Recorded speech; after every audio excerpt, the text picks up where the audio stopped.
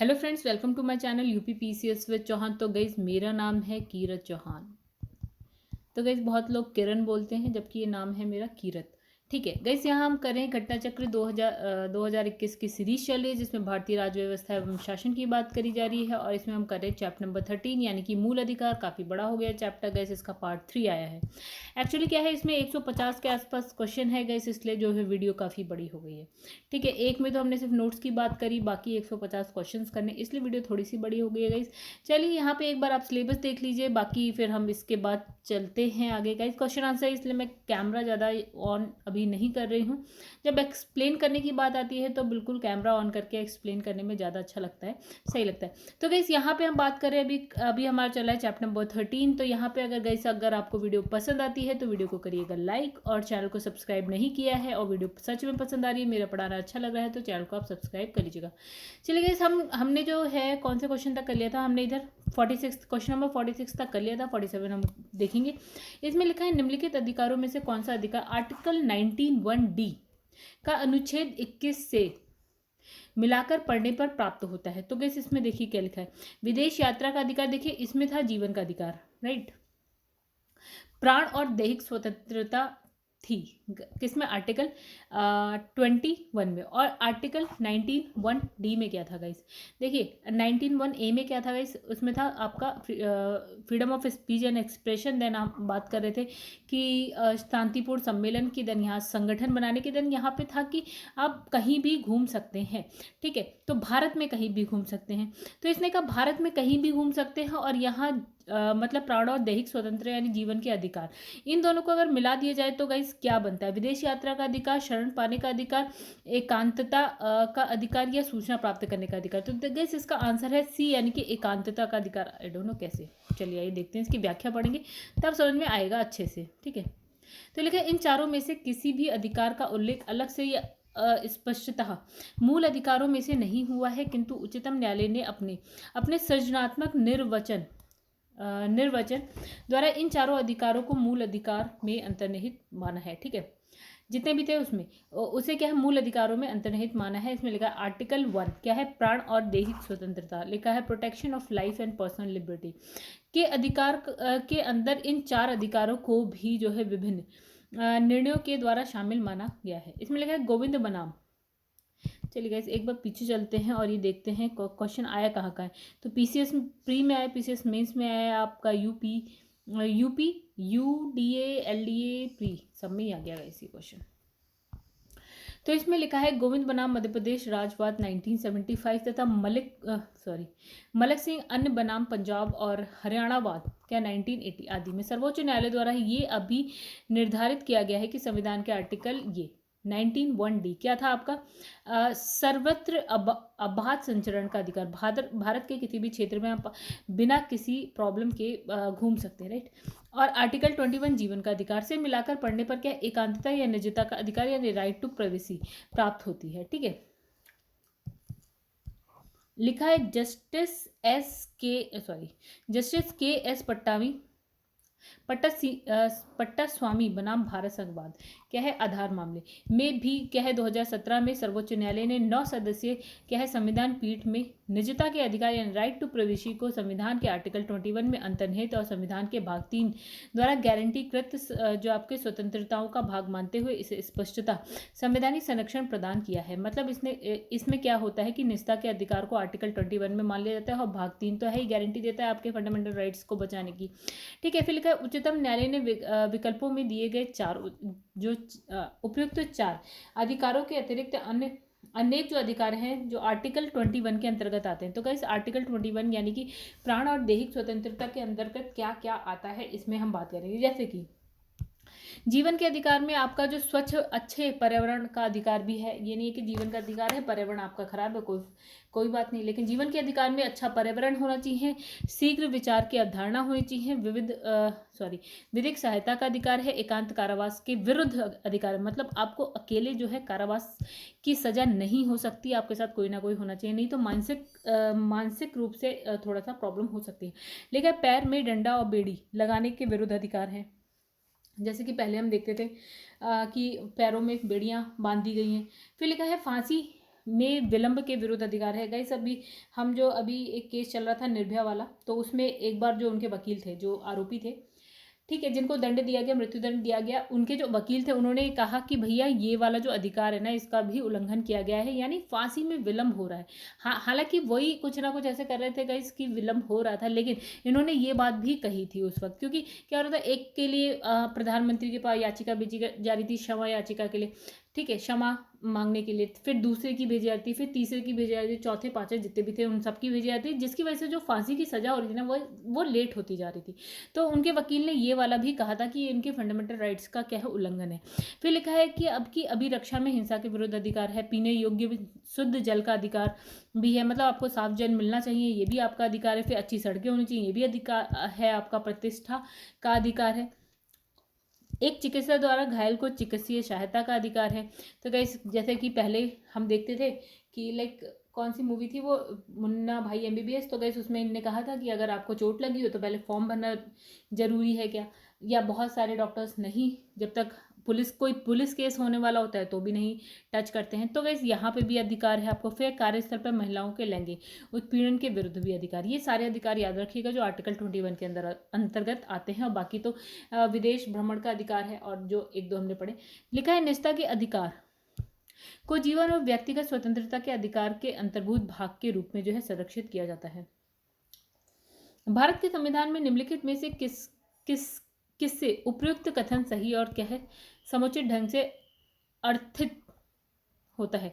Article 14 संविधान के 42वें संविधान संशोधन के अधीन उपबंध है। आर्टिकल 17 भाग क्या लिखा है 4 में दिए राज्य के नीति निदेशक तत्वों, और इसमें लिखा है आर्टिकल 21 और भाग 3 की गारंटी। तो गाइस यही वाला सही है आपका, बिकॉज आपका भाग 3 में सारे फंडामेंटल राइट्स है और आर्टिकल 21 आपका फंडामेंटल राइट्स है, फंडामेंटल राइट है, राइट। तो यही लिखा है।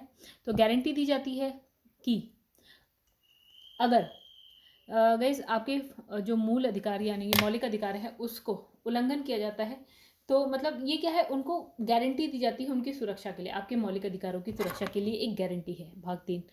अब इसमें लिखा है 24 अगस्त 2017 को सर्वोच्च न्यायालय की एक 9 सदस्यीय संविधान पीठ ने भी निजता के अधिकार को मौलिक अधिकार का दर्जा दिया, ठीक है। और ये कहा कि निजता का अधिकार जीवन और व्यक्तिगत स्वतंत्रता के अधिकार यानी कि आर्टिकल 21 के अंतर्भूत भाग के रूप में संरक्षित है, यानी आर्टिकल 21 में है आपका निजता का अधिकार। याद रखिएगा गाइस, काफ़ी इंपॉर्टेंट है। देखिए 2018 में ही आया हुआ क्वेश्चन है कि आपका जो निजता का अधिकार है वो किस में आता है, आर्टिकल 21 में आता है। तो गाइस यहाँ पे लिखा है, देखिए भारत के संविधान का कौन सा अनुच्छेद अपनी पसंद के व्यक्ति से विवाह करने के किसी व्यक्ति के अधिकार का संरक्षण करता है, यानी कि आपका फंडामेंटल राइट है, आप अपनी पसंद के व्यक्ति से विवाह कर सकते हैं। तो ये कौन से आर्टिकल के अंतर्गत आता है, तो गाइस ये भी आता है आपका आर्टिकल 21 यानी कि जीवन का अधिकार। जीवन जीने के अधिकार में आपका विवाह करने का भी अधिकार है अपने मन के व्यक्ति से। लिखा है आपका 27 मार्च 2018 को गैर सरकारी संगठन शक्ति वाहिनी बनाम भारत संघ वाद में उच्चतम न्यायालय ने जीवन साथी चुनने के अधिकार को मूल अधिकार मानते हुए इसे आर्टिकल 21 में निहित माना था। तो गाइस नेक्स्ट आपका है, निम्नलिखित में से कौन संविधान के आर्टिकल 21 के दायरे में नहीं आता है। देखिए चिकित्सक द्वारा घायल के चिकित्सीय जो है सहायता, ये तो अभी हमने पढ़ा था। कार्यस्थल पर महिलाओं का जो है लैंगिक उत्पीड़न, उसके विरुद्ध आपको अधिकार दिया गया है, बिल्कुल सही है। पानी की गुणवत्ता, बिल्कुल सही। मृत्यु दंड नहीं आता है जिसमें अभी हमने जो इतनी बड़ी कहानी पढ़ी उसमें मृत्यु दंड हमने कहीं नहीं पढ़ा, ठीक है। तो ये आर्टिकल 21 में नहीं आता। अगर आपने ऐसा अपराध किया है जिसमें आपको मृत्युदंड दिया जा रहा है तो वो आपके फंडामेंटल राइट्स यानी कि जो क्या बोलते हैं मौलिक अधिकारों का उल्लंघन नहीं है। लिखा है जगमोहन सिंह बनाम स्टेट ऑफ उत्तर प्रदेश के मामले में सर्वोच्च न्यायालय की 5 सदस्यीय पीठ ने मृत्युदंड को आर्टिकल 21 का उल्लंघनकारी मानने से इनकार कर दिया, ठीक है। बताइए 21 में नहीं आता, आर्टिकल 21 में मृत्युदंड नहीं आता, बिकॉज अगर आपने ऐसा अपराध किया है और कानून बना हुआ है कि उस अपराध के लिए आपको मृत्युदंड दिया जाएगा तो दिया जा सकता है। आप ये नहीं कह सकते कि आपका मौलिक अधिकार का हनन हो रहा है, यानी आप आर्टिकल 21 का हनन हो रहा है। लिखा है निम्नलिखित में से कौन सा एक अधिकार जो है राष्ट्रीय आपातकाल तक में भी जो है समाप्त या सीमित नहीं किया जा सकता। तो हमने 2 पढ़े थे गाइस, 20 और 21 को आप खत्म नहीं कर सकते हैं, ठीक है, अगर आपातकाल पड़ता है तो भी। तो यहाँ पे लिखा है व्यक्तिगत स्वतंत्रता और जीवन का अधिकार। चलिए गाइस यहाँ देखते हैं क्या लिखा है। तो देखिए 44वां संविधान संशोधन आता है 1978 में आता है, जिसमें क्या है इसको और भी मतलब जो आर्टिकल 21 है यानी कि प्रदत्त प्राण और दैहिक स्वतंत्रता का मौलिक अधिकार यानी कि जीवन का अधिकार राष्ट्रीय आपातकाल की स्थिति में सीमित या समाप्त नहीं किया जा सकता है, यानी कि कोई भी आके आपको गोली नहीं मार सकता।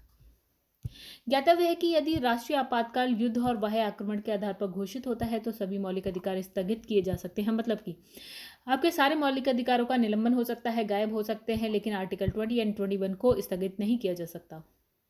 20 अपराधों के लिए दोष सिद्धि के संबंध में संरक्षण, यानी कि अपराध के लिए अगर आपको दोष सिद्धि हुई है, मतलब दोष दिया, मतलब आपको दोष सिद्धि होती है तो उसके संबंध में आपको संरक्षण का अधिकार है।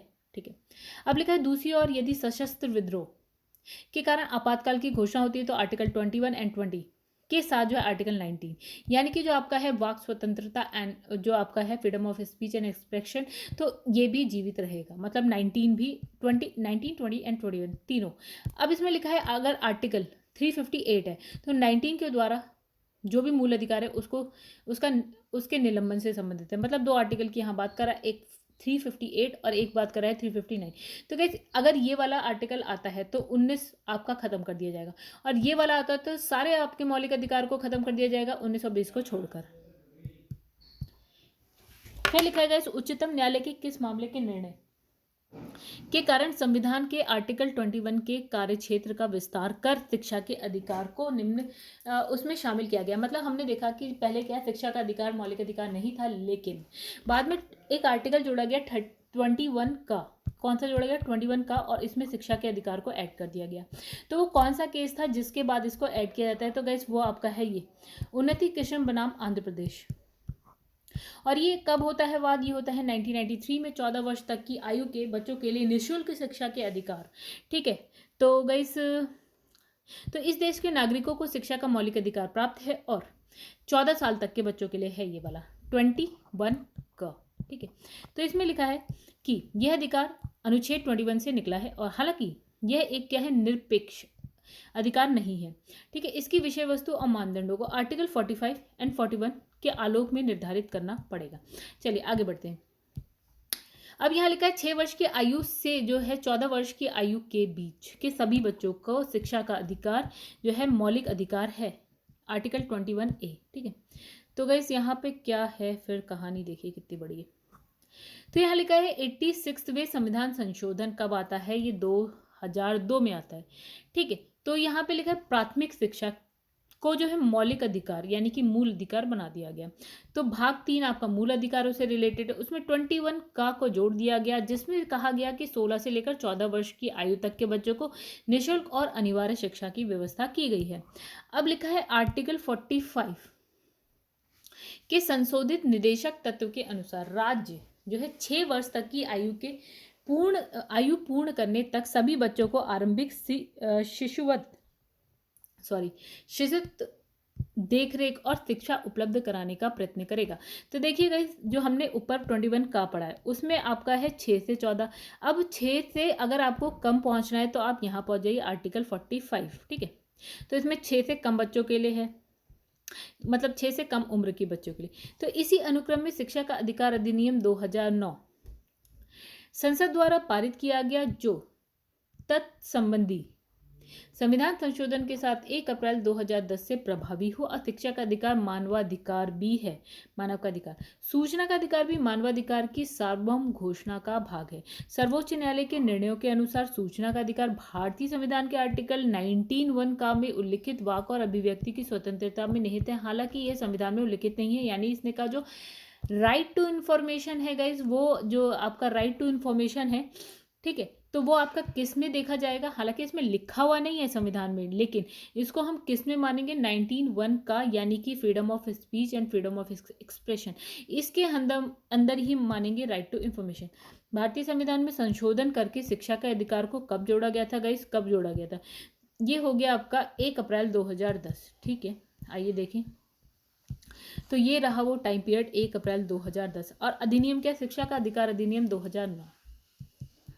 चलिए आगे बढ़ते हैं। निम्नलिखित में से कौन सा एक मानव अधिकार भारतीय संविधान के अंतर्गत मौलिक अधिकार भी है। तो सूचना का अधिकार, शिक्षा का अधिकार, काम का अधिकार और मकान का अधिकार। तो गाइस यहाँ पे है शिक्षा का अधिकार। देखिए यहाँ पे क्या बोला था, अब आप कहेंगे क्या, तो हम बता दें। तो अभी यहाँ पे बोला था शिक्षा का अधिकार, हाँ ये रहा, शिक्षा का अधिकार मानवाधिकार है, यानी कि मानव का अधिकार है। उसके बाद सूचना का अधिकार भी मानव का अधिकार है, राइट। तो गैस यहाँ पे देखिए क्या लिखा है, सूचना का अधिकार, और ऐसे तो गैस यहाँ पे दोनों होने चाहिए। तो यहाँ पे लिखा है कि राज्य 6 से 14 वर्ष के सभी बच्चों को निःशुल्क एवं अनिवार्य शिक्षा प्रदान करेगा, ठीक है। तो गैस यहाँ पे देखिए कारण में क्या लिखा है कि एक प्रजातांत्रिक समाज में शिक्षा का अधिकार मानवाधिकार के रूप में विकास के अधिकार की व्याख्या के लिए अपरिहार्य है, ठीक है गाइस। तो हमें देखिए ये वाला भी सही है आपका, ये वाला भी सही है, दोनों सही है। और जो आर है यानी कि कारण जो है कथन की सही व्याख्या भी करता है, यानी स्पष्टीकरण करता है। तो इसका आंसर है गाइस ए। चलिए आइए इसकी व्याख्या देखते हैं और समझते हैं कहानी है क्या। तो यहाँ लिखा है संविधान का जो भाग 3 है वो मौलिक अधिकारों से रिलेटेड है। 21 का जो आर्टिकल है वो 6 से लेकर 14 वर्ष तक के बच्चों के लिए निःशुल्क और अनिवार्य शिक्षा प्रदान करने का प्रावधान करता है। और शिक्षा का अधिकार क्या है, एक महत्वपूर्ण मानवाधिकार भी है। और क्या है, एक प्रजातांत्रिक समाज में ये मानवाधिकार के रूप में विकास के अधिकार की व्याख्या के लिए अपरिहार्य है। व्यक्ति के विकास के लिए भी शिक्षा जो है अनिवार्य होती है गाइस। बिना शिक्षा के विकास हो भी सकता है और नहीं भी हो सकता। लिखा है कि मानव देह का व्यापार और बंधुआ मजदूरी का निषेध। तो ये गाइस किसके, शोषण के विरुद्ध अधिकार, जो आपका 4th नंबर का थर्ड नंबर का जो अधिकार होता है वो है आपका, ठीक है। आर्टिकल नंबर 23 एंड 24 में आप इसको देखेंगे तो ये रहा आपका आर्टिकल नंबर 20, कौन सा है गाइस, ये 23 है, आर्टिकल नंबर 23। तो अस्पृश्यता का उन्मूलन है आपका आर्टिकल नंबर 17। अल्पसंख्यकों के हितों की सुरक्षा की बात करें तो ये आपका आता है जो है आर्टिकल नंबर 29-30 में आता है गाइस। फिर लिखा है आपका कारखानों और क्या है खदानों में बच्चों के तो गाइस ये सारे आपके मौलिक अधिकार हैं, ठीक है। तो इसमें बताना है कौन सा परिकल्पित है। इसमें लिखा है संविधान में शोषण के विरुद्ध, तो गाइस शोषण के विरुद्ध ये वाला है और ये वाला आता है, ठीक है, 1st एंड 4th है। तो देखिए आर्टिकल नंबर 23 एंड 24 है। तो 23 यानी कि मानव के दुर्व्यापार और बलाश्रम का प्रतिषेध, और यहाँ पे 24 में कारखाने में बालकों के नियोजन का प्रतिषेध करता है। चलिए तो इसमें सी है आंसर, है सी यानी कि 1 and 4 सही है हमारा। लेकिन भारतीय संविधान का कौन सा अनुच्छेद जो है बच्चों के शोषण के विरुद्ध मौलिक अधिकार से संबंधित, तो हमने कहा 23 एंड 24 है गाइस, ठीक है। तो बच्चों के शोषण के विरुद्ध, तो गाइस एक देखिए ये बच्चों के शोषण के विरुद्ध है। चलिए यहाँ पे हम एक बात को समझते हैं, ठीक है। तो इसमें लिखा है आर्टिकल नंबर 24 को हम देखते हैं, ठीक है। 23 भी शोषण के विरुद्ध है, लेकिन इसमें बच्चों के साथ साथ महिला भी लिखा था, अगर आपको याद हो कि महिला और जो बच्चे हैं उनकी, ठीक है, महिला और बच्चों के लिए था आर्टिकल नंबर 23। और अगर हम बात करें आर्टिकल नंबर 24, तो गाइस इसमें लिखा है कि 24 वर्ष से कम आयु के बच्चों को कारखानों में खदानों में काम करने से रोकने के लिए है, ठीक है। तो ये भी शोषण के विरुद्ध है, बट इसमें सिर्फ बच्चे नहीं, इसमें बाकी भी हैं, महिलाएं भी हैं। अब लिखा है कि भारत के संविधान के अंतर्गत कौन सा अनुच्छेद कारखाने में बालकों, फिर वही वाली बात आ गई कारखाने, तो आर्टिकल नंबर 24। 23 भी है गाइस, लेकिन ये क्या है, दुर्व्यापार, ठीक है, और क्या है, बलाश्रम के लिए है, इसमें बच्चे भी हैं, महिलाएं भी हैं। चलिए आगे बढ़ते हैं। तो यहाँ पे लिखा है मौलिक अधिकारों से संबंधित संविधान के निम्नलिखित अनुच्छेदों में से कौन एक प्रत्यक्ष रूप से बालकों के शोषण, तो कौन सा गाइस है, फिर से वही क्वेश्चन है। ये लिखा है कि ICCPR के अनुच्छेद डैश द्वारा बालक अधिकार को सुरक्षित, तो गाइस आपका बालक अधिकार को सुरक्षित करा जाता है आर्टिकल 24, हमें पता है ये है क्या। आगे बढ़ते हैं, संविधान का कौन सा अनुच्छेद, अच्छा एक चीज देख लेते हैं गाइस, यहाँ है ICCPR यानी international covenant on civil and political rights, ठीक है, इसकी फुल फॉर्म है। ठीक है, संविधान का कौन सा अनुच्छेद दोष सिद्धि के संबंध में, कौन सा है, आर्टिकल 20 है, ठीक है। तो दोष सिद्धि के संबंध में अभियुक्तों को दोहरे दंड व स्वाभिसंशन से जो है संरक्षण प्रदान करता है, तो आर्टिकल 20 ये हम पढ़ चुके हैं। तो इसमें लिखा है आर्टिकल 20(2) में क्या लिखा है, 20(2) में लिखा है किसी व्यक्ति को एक ही अपराध के लिए एक बार से अधिक जो है दंड नहीं दिया जा सकता। और आर्टिकल 20(3) में क्या लिखा है कि किसी अपराध के लिए अभियुक्त किसी व्यक्ति को स्वयं अपने विरुद्ध साक्षी होने के लिए बाध्य नहीं कर सकता। सपोज कि आपने कुछ किया है या नहीं किया, ये हम नहीं जानते। पुलिस वाले ने कहा भैया अपने खिलाफ गवाही दे दो, तो ये नहीं माना जाएगा, मतलब वो अपने खिलाफ गवाही नहीं दे सकता। अब इसने लिखा है किसी अपराध के अभियुक्त को स्वयं अपने विरुद्ध गवाह, तो अभी हमने पढ़ा गया कौन सा आर्टिकल 23। चलिए ये याद रखिएगा, बहुत इंपॉर्टेंट है। किसी व्यक्ति को एक ही अपराध के लिए 2 बार सजा, 20 में आता है और 22 में आता है, अभी हमने पढ़ा। मतलब किसी भी एक अपराध आपने किया उसके लिए आपको सजा मिल चुकी है और उसी के लिए दोबारा सजा आपको नहीं मिलेगी। बंदी बनाए गए व्यक्ति को मौलिक अधिकार की रक्षा किस अनुच्छेद से मिलती है? तो गाइस बंदी बनाया हुआ व्यक्ति उसको मिलती है आर्टिकल 22 से। यहाँ पे तो है जीवन का अधिकार, यहाँ पे मिलती है आपको। देखिए जो आपका है गाइस क्या है आपका 19 से लेकर 22 स्वतंत्रता का अधिकार, ठीक है। तो जो 22वां अधिकार है वो है आपका कुछ दशाओं में गिरफ्तारी निरोध से संरक्षण प्रदान करता है। तो इसमें लिखा है कि अनुच्छेद के खंड का के अनुसार किसी व्यक्ति को जो गिरफ्तार किया गया है ऐसी गिरफ्तारी के कारण से यथाशीघ्र अवगत कराए बिना अभिरक्षा में निरुद्ध नहीं रखा जाएगा। या अपनी रुचि की विधि व्यवसायी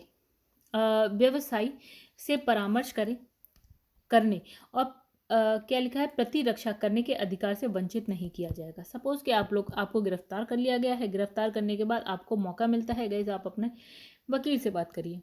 अब लिखा है प्रत्यक्ष बंदीकरण अधिनियम के अंतर्गत एक व्यक्ति बिना मुकदमा चलाए बंदी बनाया जा सकता है। मतलब कि एक बंदे को सपोज आपको गिरफ्तार कर लिया गया या बंदी बना लिया गया, तो आपको कितने टाइम तक के लिए बंदी बनाया जा सकता है? तो गाइस वो है आपका 3 महीने।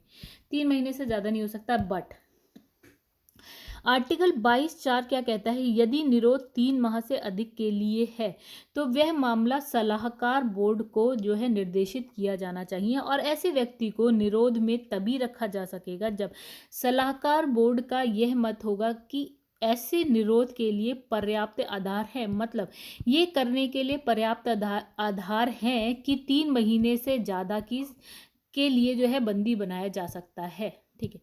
अगर सलाहकार बोर्ड कहता है कि नहीं पर्याप्त आधार नहीं है तो आपको 3 महीने बाद उसे छोड़ना पड़ेगा।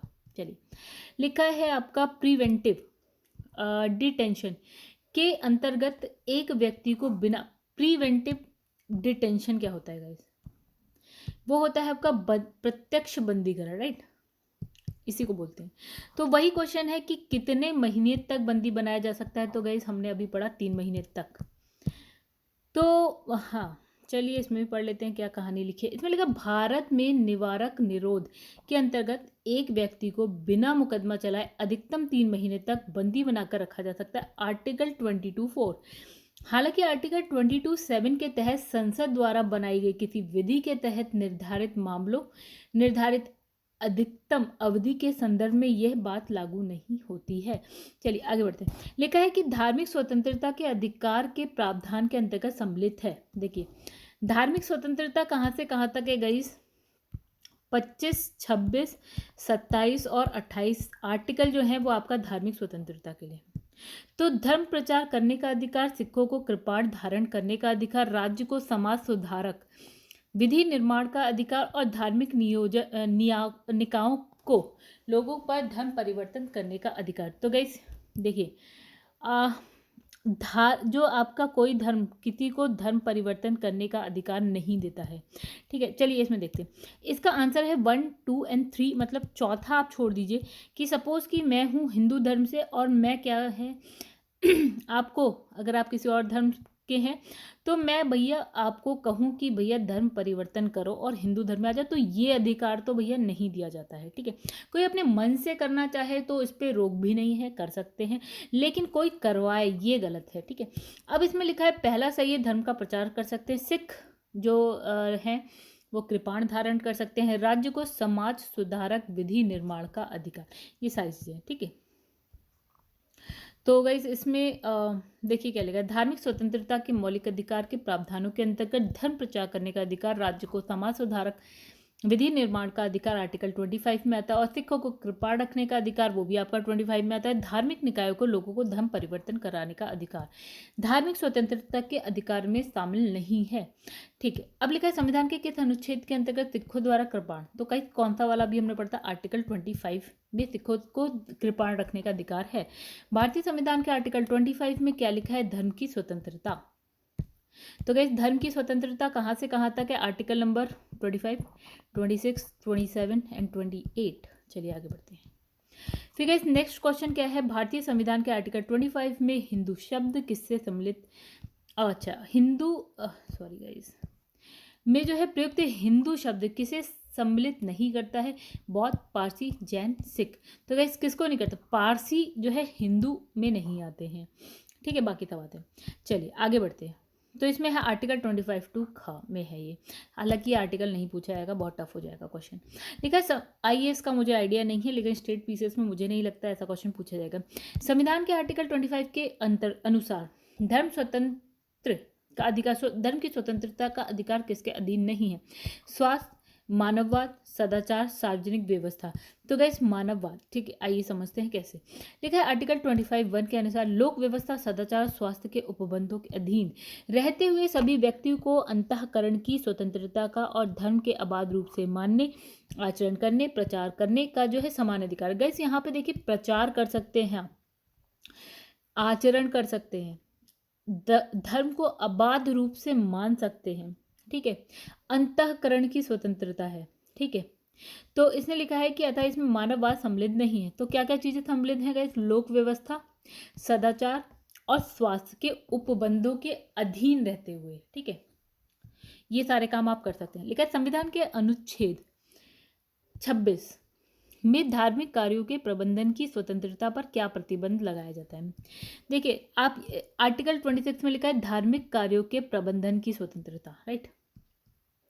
तो उसमें प्रतिबंध लगाया गया है, क्या प्रतिबंध लगाया गया है, तो लिखा है लोक व्यवस्था, शिक्षा, स्वास्थ्य, राष्ट्रीय सुरक्षा, सदाचार और धर्मनिरपेक्षता। ठीक है, इसका आंसर देखिए क्या है, 1, 4 एंड 5, यानी कि लोक व्यवस्था, और फिर है 4th है सदाचार एंड 5th है आपका स्वास्थ्य। आइए समझते हैं क्या है ये। ओके गाइस, इसमें तो कोई एक्सप्लेनेशन ही नहीं है। ठीक है, छत्तीसगढ़ PCS प्री 2018 अच्छा खासा टफ क्वेश्चन है गई थी। लेकिन निम्नलिखित में से कौन एक सुमेलित नहीं है, तो आर्टिकल 23 मानव के दुर्व्यापार और बलात्संग का प्रतिबंध करता है, बिल्कुल सही है। कारखानों आदि में बालकों के नियोजन का प्रतिषेध, आर्टिकल 24 सही है। आर्टिकल 20 धार्मिक कार्यों के प्रबंधन की स्वतंत्रता, बिल्कुल सही है। 29 और 30 किसके लिए था गाइस, अल्पसंख्यकों के हितों के संरक्षण के लिए था, आर्टिकल 29। यहाँ लिखे शिक्षण संस्थाओं की स्थापना, प्रशासन करने का अल्पसंख्यक वर्गों का अधिकार। गाइस ये भी सही है, लेकिन ये आर्टिकल 30 में आता है, ना कि 29 में आता है। ठीक है, तो 29 में क्या होता है, अल्पसंख्यक वर्गों के हितों के संरक्षण का अधिकार है। 23 सही है, 24, 26 ये सब सही है। बाकी 32 में है संवैधानिक उपचारों का अधिकार। 31 संपत्ति का अनिवार्य अर्जन से संबंधित है, और 44वां संशोधन होता है, और इस कब होता है, 1978 में, और इसको हम मौलिक अधिकार में से हटा देते हैं। 31 आप गायब देखेंगे, आपको 31 मिलेगा नहीं। लिखा है निम्नलिखित युग्मों में से कौन सा सही सुलिमित नहीं है, यानी कि कौन सा गलत है। तो गाइस 23 बिल्कुल सही है, मानव दुर्व्यापार बलाश्रम। 29 अल्पसंख्यकों के हितों का संरक्षण। 32 संवैधानिक उपचारों का अधिकार। देन 31 शिक्षा संस्थाओं की स्थापना तथा प्रशासन, अल्पसंख्यक वाला नहीं गए, ये आर्टिकल 30 में है। भारतीय संविधान का कौन सा अनुच्छेद अल्पसंख्यकों को अपनी मनपसंद शिक्षण संस्थाओं को स्थापित संचालित करने के अधिकार को संरक्षण प्रदान करता है, तो आर्टिकल 30 हमने अभी भी पढ़ा। ठीक है, आगे बढ़ते हैं। भारतीय संविधान के निम्नलिखित में से कौन से अनुच्छेद में यह व्यवस्था की गई है कि सभी अल्पसंख्यकों को अपनी रुचि के शिक्षण संस्थाओं में की स्थापना प्रशासन का अधिकार है, तो आर्टिकल 30 अभी हमने पढ़ा। चलिए आगे बढ़ते हैं। तो लिखा है भारतीय संविधान का आर्टिकल 30 अल्पसंख्यक वर्ग शब्द को परिभाषित नहीं करता है। एक चीज, संविधान केवल देखिए अल्पसंख्यक वर्ग, अल्पसंख्यक को परिभाषित की परिभाषा जो है संविधान में नहीं है। लिखा है कि संविधान केवल भाषाई और धार्मिक अल्पसंख्यक वर्ग को मान्यता प्रदान करता है। तो गाइस देखिए पहला वाला, सॉरी तो गाइस पहला वाला भी सही है क्योंकि हमारे पास अल्पसंख्यक वर्गों की परिभाषा नहीं है, ठीक है। और दूसरा जो है आर यानी कि ये भी सही है। इसने कहा कि जो अल्पसंख्यक हम किसको मानते हैं, जो भाषाई आधार पर कम होते हैं अल्पसंख्यक होते हैं, और जो धार्मिक आधार पर अल्पसंख्यक हो उसको मानते हैं। लेकिन जो फिर इसने कहा कि दोनों ही सही है, ठीक है। लेकिन जो आर है ए का सही स्पष्टीकरण नहीं है, दोनों अलग अलग कहानियाँ हैं, ठीक है, कहीं से मेल नहीं खा रही है। चलिए ओके, कितना बड़ी व्याख्या है गाइस। तो भारतीय संविधान के आर्टिकल 31 में कहा गया है कि धर्म और भाषा पर आधारित सभी अल्पसंख्यकों वर्ग को अपनी रुचि की शिक्षण संस्थानों की स्थापना या प्रशासन का अधिकार होगा। आर्टिकल 32 के अंतर्गत शिक्षा संस्थानों को सहायता देने में राज्य किसी शिक्षा संस्थान के विरुद्ध इस आधार पर विभेद नहीं करेगा कि वह धर्म या भाषा पर आधारित किसी अल्पसंख्यक वर्ग के प्रबंधन में है। मतलब राज्य जो है विभेद नहीं कर सकता इस तरह से। अब लिखा है आर्टिकल 30 में अल्पसंख्यक शब्द को जो है परिभाषित नहीं किया गया है। इसमें भाषाई धार्मिक अल्पसंख्यक वर्गों को मान्यता प्रदान की है, यानी जो भाषा के हिसाब से कम है, जो धर्म के हिसाब से कम है, वो अल्पसंख्यक है, ठीक है। अतः प्रश्न दोनों सही हैं, और क्या है जो आपका कारण है कथन की सही व्याख्या नहीं करता है। तो इसमें लिखा है भारतीय संविधान मान्यता देता है किसको, धार्मिक और भाषाई अल्पसंख्यक को, बिल्कुल सही है। फिर लिखा है निम्नलिखित में से किसको संविधान द्वारा मौलिक अधिकार को लागू करने की शक्ति प्रदान की गई है। तो गाइस किसको की गई है, सर्वोच्च न्यायालय, उच्च न्यायालय को। मतलब इसने कहा संविधान द्वारा मौलिक अधिकारों को लागू करने की शक्ति सर्वोच्च न्यायालय, उच्च न्यायालय। आइए इसकी व्याख्या पढ़ते हैं। लिखा है आर्टिकल 30 मूल अधिकारों के उल्लंघन के विरुद्ध न्यायालय या न्यायिक पुनरावलोकन की शक्ति प्रदान करता है। यानी कि अगर उल्लंघन होता है तो आप न्यायालय को ये शक्ति है कि वो न्यायिक पुनरावलोकन की शक्ति यूज़ कर सकता है अपनी, ठीक है। यदि शक्ति उच्चतम न्यायालय के पास है तो इसमें लिखा है 30, अगर हम उच्चतम न्यायालय की बात करते हैं तो इसमें लिखा है तो 32 आर्टिकल 32, और उच्च न्यायालय की बात करें तो आर्टिकल 226 के तहत को ही प्रदान की गई है, ठीक है। मतलब उच्चतम न्यायालय उच्च न्यायालय को दी गई है कौन कौन से आर्टिकल के थ्रू, 32 एंड 226, ठीक है। मतलब गाइस अगर आपके फंडामेंटल राइट्स का उल्लंघन होता है तो 32 के तहत आप सुप्रीम कोर्ट जा सकते हैं, 226 के तहत आप हाई कोर्ट जा सकते हैं, ठीक है। अपनी इस शक्ति के अधीन उच्चतम न्यायालय, उच्च न्यायालय विधानमंडलों द्वारा पारित ऐसे किसी भी अधिनियम यानी कि कानून को असंवैधानिक घोषित कर सकते हैं जो संविधान के भाग 3 यानी कि मूल अधिकार में दिए गए किसी भी उपबंध को असंगति में हो। मतलब देखिए इनने ये बोला कि भैया अगर संसद या फिर विधानमंडल कोई ऐसा कानून बनाती है जिससे कि जो आपके फंडामेंटल राइट्स हैं उसका उल्लंघन होता है, तो क्या यहाँ से पहुँची सुप्रीम कोर्ट, यहाँ से सुप्रीम कोर्ट पहुँचा या यहाँ से हाई कोर्ट पहुँचा, वो क्या करेगा, इसको कह देगा भैया हम नहीं मानते आपके इस कानून को, क्योंकि ये क्या है व्यक्ति के फंडामेंटल राइट यानी कि जो मौलिक अधिकार है उसका उल्लंघन करता है, ठीक है। तो वो कानून नहीं माना जाएगा। लिखा है मौलिक अधिकारों का संरक्षक है कौन करता है, न्यायपालिका करती है, जैसा कि अभी हमने देखा आर्टिकल 32 और आर्टिकल 226 के तहत। संविधान के अंतर्गत मूल अधिकारों का संरक्षक कौन है, तो अभी हमने पढ़ा न्यायपालिका है, वो आपको बचाती है, आपके मूल अधिकारों को बचाने का काम करती है। भारतीय संविधान के अंतर्गत निम्नलिखित में से किसे मूल अधिकारों का संरक्षक समझा जाता है, तो गाइस इसका आंसर बताइए आप। निम्नलिखित में से किस एक को नागरिकों के मौलिक अधिकारों का रक्षक, भारत का संविधान का अभिभावक माना जाता है, तो गाइस अभी एक तो हम समझ गए हैं रक्षक, और इसमें एक और याद रखिएगा संविधान का अभिभावक भी कहा जाता है। किसको कहा जाता है गाइस, उच्चतम न्यायालय को। चलिए तो नेक्स्ट क्वेश्चन पे आ जाते हैं हम लोग फटाफट। निम्नलिखित कथनों में से कौन सा जो है सही नहीं है, तो लिखा है ओके, चलिएगा इस कौन सा सही नहीं है डायरेक्ट देखते हैं। इसमें लिखा है संविधान के अंतर्गत मूल अधिकारों का संरक्षक भारत का राष्ट्रपति है, गलत गाइस, यहाँ पे है न्यायपालिका। तो आगे बढ़ जाते हैं। अब लिखा निम्नलिखित में से कौन से अधिकार भारतीय संविधान के आर्टिकल 32 के अंतर्गत प्रवर्तित किए जा सकते हैं, तो कौन से अधिकार गाइस, मौलिक अधिकार, ठीक है। लिखा है आर्टिकल यह अनुच्छेद मौलिक अधिकारों को प्रवर्तित कराने के लिए संवैधानिक उपचारों का प्रावधान करता है, यानी कि आर्टिकल 32 में जितने भी उपचार हैं उसका प्रावधान करता है ये। निम्नलिखित में से किस एक अधिकार को डॉक्टर BR अम्बेडकर द्वारा संविधान की आत्मा कहा गया, तो गाइस किसको कहा गया था आपका, ये रहा आपका संवैधानिक उपचार का अधिकार आर्टिकल 32, जिसके तहत आप सुप्रीम कोर्ट जा सकते हैं अगर आपके फंडामेंटल राइट्स का उल्लंघन होता है तो। तो यही कहा है आपका भीमराव अंबेडकर ने संविधान की आत्मा काय से। यदि मुझे पूछा जाए, अब अंबेडकर साहब बोलते हैं, यदि मुझे पूछा जाए कि संविधान में कौन सा विशेष अनुच्छेद सबसे महत्वपूर्ण है जिसके बिना ये संविधान शून्य हो जाएगा, तो मैं इसके सिवाय किसी दूसरे अनुच्छेद का नाम नहीं लूंगा, ये कहते हैं अंबेडकर साहब। यह संविधान की आत्मा है। यहाँ यह तथ्य उल्लेखनीय है कि संविधान की उद्देशिका को भी संविधान की आत्मा माना गया है। देखिए जो आपका ये है यानी कि जो आपका मौलिक अधिकार वाला है आपका संविधानिक उपचार, ठीक है, इसको भी संवैधानिक, ठीक है, तो गाइस संवैधानिक उपचार पहला, इसको भी संविधान की मूल आत्मा माना गया। एक और को एक किसे माना गया है गाइस के उद्देशिका यानी कि प्रस्तावना यानी कि प्रियम्बल, जो आपके संविधान का प्रियम्बल है उसको भी संविधान की आत्मा माना गया है। संविधान का आर्टिकल 32 संवैधानिक उपचारों का अधिकार प्रदान करता है। इसका उद्देश्य क्या है कि मूल अधिकारों के संरक्षण हेतु गारंटी और प्रभावी सुलभ संघीय उपचारों की व्याख्या करना है। चलिए आगे बढ़ते हैं। संविधान के आर्टिकल 32 को डॉक्टर अंबेडकर ने आत्मा का है, बिल्कुल सही है, इसकी आत्मा का है। आर्टिकल 32 मौलिक अधिकारों के अतिक्रमण के विरुद्ध प्रभावी उपचार का प्रावधान करता है, बिल्कुल सही है, इस वजह से इसे आत्मा कहा है। यानी कारण और कथन दोनों सही है और कारण कथन की सही स्पष्टीकरण करता है। आई थिंक आंसर होना चाहिए ए, तो देखिए ए ही है।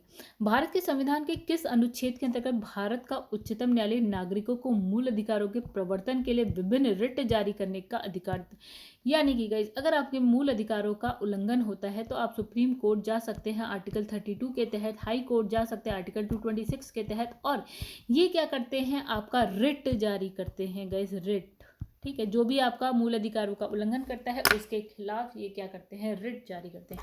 तो आर्टिकल है 32, ठीक है।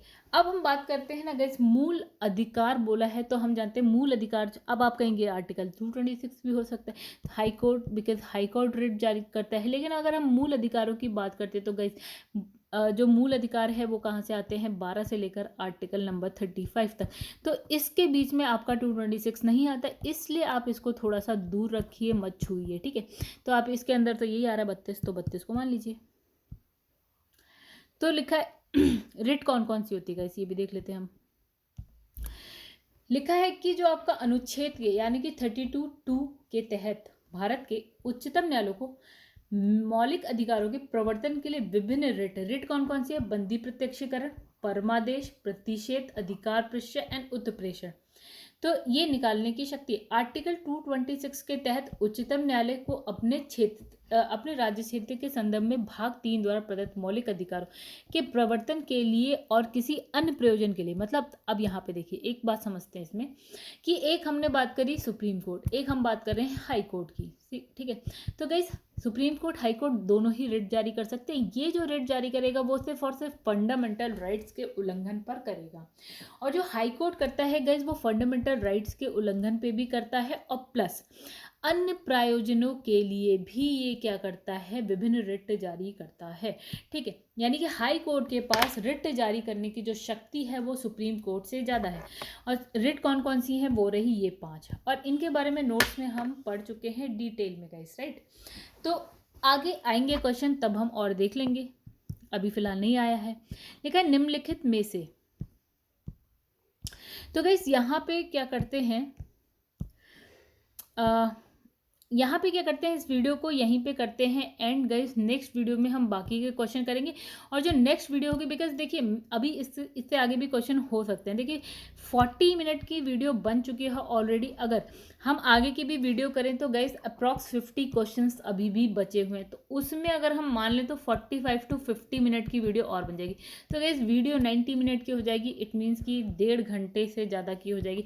तो गाइस यहाँ पे क्या करते हैं ना, इसको स्टॉप करते हैं और जो भाग मतलब हम इसका एक और पार्ट ले आएंगे पार्ट 4, और यहाँ पे मौलिक अधिकार खत्म हो जाएंगे गाइस। देखिए इंपॉर्टेंट चैप्टर है, इस वजह से क्या हो रहा है कि हम आराम आराम से पढ़ा रहे हैं। हालांकि भगाया जा सकता है, मैं सिर्फ रीड कर दूं, मैं एक्सप्लेन ना करूं तो चैप्टर को भगाया जा सकता है, लेकिन गाइस उसका क्या फ़ायदा है, ठीक है। हालांकि टाइम लग रहा है, 4 पार्ट आना बहुत बड़ी बात हो गई गाइस, लेकिन क्या करें, इम्पॉर्टेंट है। फंडामेंटल राइट्स एक इम्पॉर्टेंट चैप्टर में से आता है। देखिए 150 क्वेश्चन आपने किसी भी चैप्टर में नहीं देखे होंगे, 150 से ज़्यादा ही क्वेश्चन है इसमें, तो इसका मतलब आप समझ सकते हैं कि ये कितना इंपॉर्टेंट चैप्टर है। चलिए मैंने तो अपना पूरा ज्ञान दे दिया आप लोग को। चलिए यहाँ पे वीडियो को करेंगे ख़त्म। इससे पहले कि गाइस अगर वीडियो आपको पसंद है तो वीडियो को लाइक करिएगा, कमेंट करिएगा, शेयर करिएगा, और अगर चैनल को सब्सक्राइब नहीं किया है इस चैनल को सब्सक्राइब कर लीजिएगा। मेरे चैनल का नाम है #UPPCS for all government exam. तो गाइस बहुत सारी कहानी सुना दी, मुझे तो लगता है एंड तक तो कोई वीडियो देखता भी नहीं हो जो ये सारी बातें सुनेगा। ठीक है कोई बात नहीं, फिर भी अच्छा सपोर्ट है आप लोग का गाइस। ठीक है मेरा भी चैनल नया नया है, चलिए बात कर लेते हैं थोड़ी सी। तो गाइस मेरा चैनल अभी नया नया है और अभी मेरे चैनल को सिर्फ हुए हैं 5 मंथ्स। ठीक है तो इस 5 मंथ्स में देखिए गाइस क्या क्या गेन किया है मैंने। लाइक मुझे मोनेटाइजेशन जो अपने कंप्लीट करने के लिए 1K सब्सक्राइबर चाहिए थे, जो मेरे पूरे हो चुके हैं। 4000 यानी कि 4K आवर्स वॉचिंग आवर चाहिए थे, जो कि मेरे पूरे हो चुके हैं गाइस। तो ये सपोर्ट है आप लोगों का। और आप भी, अब क्या होता है जो मेरे सब्सक्राइबर्स हैं वो हर डेली बढ़ते हैं, तो इस बात की खुशी होती है, आप लोग का सपोर्ट है इसलिए। तो मैं तो थैंक यू ही बोलूँगी। चाहे मेरे दिन में 20 ही सब्सक्राइबर बढ़े लेकिन बढ़ जाते हैं, तो ये तो अच्छी बात है। मेरा भी नया चैनल है तो इसी ये रफ्तार रहेगी। ठीक है और धीरे धीरे हम भी आगे बढ़ जाएंगे।